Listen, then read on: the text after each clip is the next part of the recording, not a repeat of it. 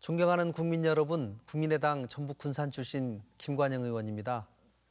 저는 국민의당이 창당하고 교섭단체가 된 이후 1년 가까이 교섭단체 간 협상 책임을 맡고 있는 원내 수석부대표로 활동하고 있습니다. 과거 양당 체제의 정치는 양극단 세력의 적대적 공생관계로 인해서 생산적이지 못했습니다. 지난해 4월 총선에서 국민들께서 우리 국민의당에 보내주신 정당 지지율 2위의 의미는 이제는 통합과 협치를 만들어낼 중도 세력이 중심이 되는 새 정치가 필요하다는 국민의 명령이었습니다. 20대 국회의 지난 첫 해, 국회는 비판도 받았지만 나름 상당한 성과도 있었습니다. 20대 국회 원구성을 87년 이후 가장 빠른 10일 만에 마쳤습니다. 13대 국회부터 19대까지 평균 51일이 걸린 것과 비교해보면 엄청난 변화죠. 바로 거대 양당을 중재한 국민의당이 있었기 때문입니다. 많은 협상 때 대부분의 제안 또 중재자도 바로 국민의당이었습니다. 국회를 선도한 한 가지 사례를 제가 소개해 드리려고 합니다. 올해부터 전기요금 체계가 바꿔서 실시됩니다. 여름만 되면 전기요금 폭탄이 걱정돼서 에어컨을 틀지 못했죠. 최대 6단계 누진제에서 3단계로 바뀌었습니다. 이 전기요금제 개편을 가장 먼저 제안하고 주도한 정당이 바로 국민의당입니다. 그 뒤에 다른 정당도 동참하게 되었습니다. 또 국민의당은 공부하는 정당입니다.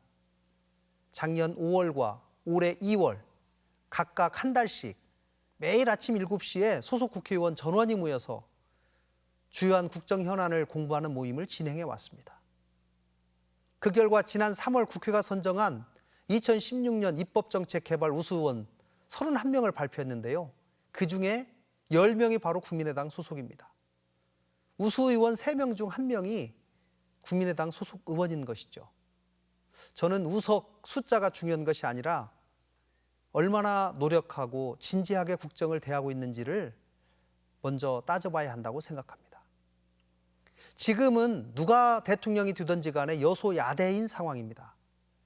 자기 세력만 챙기는 그런 대통령이 아니라 국민만을 바라보고 상대방을 존중하는 대통령이 될 때 국회도 존중받고 국민도 평안할 수 있습니다. 국민의당은 늘 역지사지의 마음으로 타협하는 정치, 성과 있는 국회, 경제만을 생각하는 국회를 만들기 위해서 많은 노력을 해왔다고 자부합니다. 존경하는 국민 여러분, 저는 며칠 전 제1호 인터넷 전문은행인 K뱅크의 런칭 행사에 다녀왔습니다. K뱅크는 본 서비스를 시작하자마자 선풍적인 인기를 끌면서 국민적 관심을 모으고 있습니다. 이런 인터넷 전문은행의 활성화를 위해서는 은산분리 제도의 손질이 필요합니다. 은산분리는 과거 재벌들이 금융회사를 사금고화하는 것을 막기 위해서 도입한 제도입니다. 과거의 규제가 새로운 신성장 동력에 제약이 되어서는 안 된다고 판단했기 때문에 저희 국민의당은 법안을 제출해서 통과를 주장했습니다. 그러나 민주당은 은산분리 완화 문제를 꺼내지도 못하게 합니다.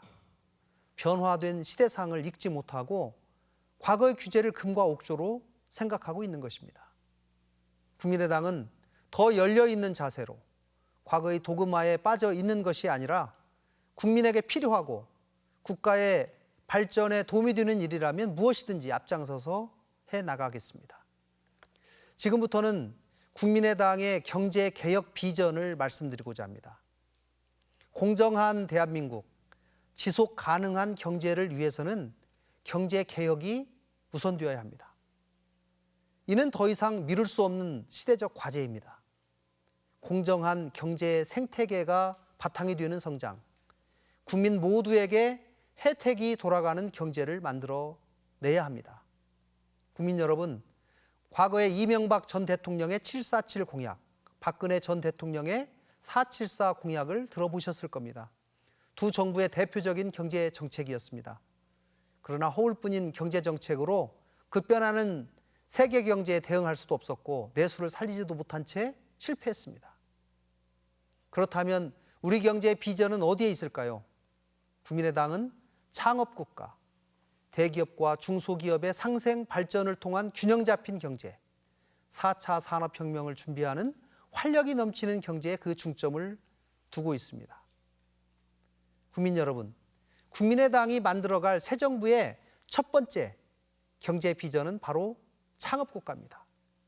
과거 정부와 같이 창업 기업의 숫자만 늘리는 것이 아니라 창업 정책의 목표를 근본적으로 재설정해야 합니다.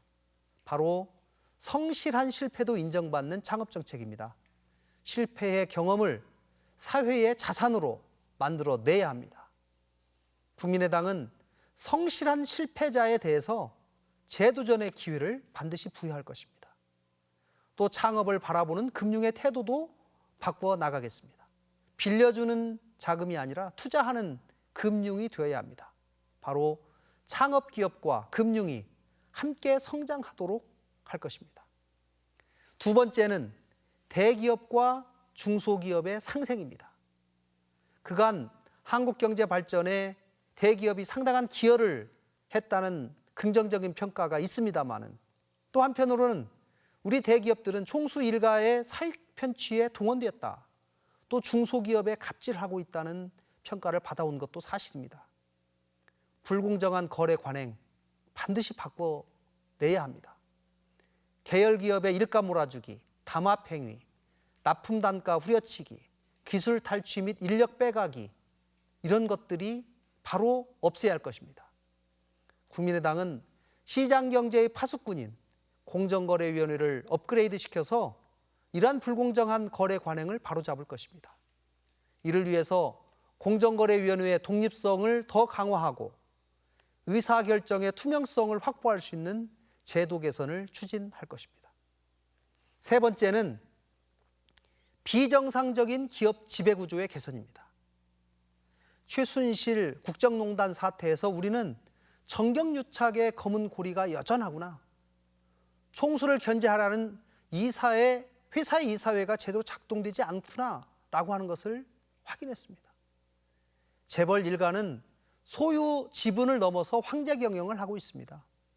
총수에 대한 견제 장치가 정상적으로 작동되도록 제도적으로 더 보완되어야 합니다. 기업 이사회의 독립성 확보를 위한 감사위원회 분리선출, 집중투표제, 또 회사의 불법으로 인한 주주들의 손해를 회복하기 위한 다중대표 소송제를 꼭 도입하겠습니다. 또한 이런 제도를 도입하는 과정에서 부작용을 걱정하시는 분들의 의견에도 귀 기울여서 기업 경영의 투명성을 높여나가는 대신에 부작용은 최소화시키겠습니다. 국민의당은 정경유착의 검은 고리가 반드시 단절되도록 하겠습니다. 존경하는 국민 여러분, 민간의 자율성과 창의력이 중심이 되는 경제, 대기업도 존중받고 중소기업이 같이 성장할 수 있는 사회, 경제의 과실이 근로자에게도 골고루 분배되는 사회, 양극화를 해소하여 모두가 잘 사는 사회를 만들기 위해 국민의당이 최선의 노력을 다하겠습니다. 19대 대통령 선거가 한 달 앞으로 다가왔습니다. 이번 대선은 낡은 과거를 청산하고 우리 대한민국의 새로운 미래 비전을 결정해야 할 어느 때보다도 중요한 선거입니다. 미래를 준비해온 정당, 미래를 준비해내고 있는 정당, 바로 국민의당입니다.